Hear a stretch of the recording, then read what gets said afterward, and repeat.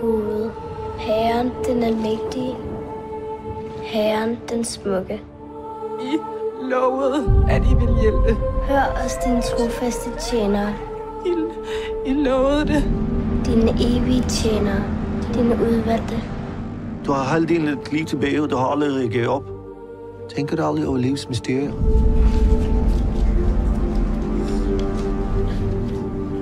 Nej. Hvorfor tror du, flaskeposten kom ned til os, Karl? Vi kan redde 2 børn i dag, fordi vi fik et brev, der har ligget i vandet i 8 år. Hvad er det, du prøver at sige?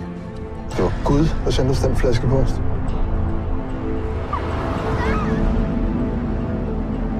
Han kører en eller anden sygelejr med de her familier. Han lærer dem at kende over flere år. Tager deres børn. Hvad er det, vi har at gøre med her? Et barn forsvinder. Forældrene siger ikke noget. Ikke til nogen som helst. Det skulle da mærke. De andre børns forældre, de har ladet ham slippe afsted med det, uden at sige et ord til nogen. Fordi de troede mere på Gud, end de troede på politiet. Så nu spørger jeg dig lige en gang til. Kan du leve med, at du intet har gjort for at redde din børns liv, hva'?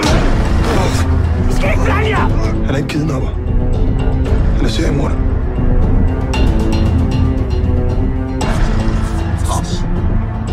Jo, vi frelser os. Der er en chance for, at vi ikke finder dem eller Karl i live. Du spiller din tid. Jeg tror ikke på Gud. Jeg tror ikke på en skid.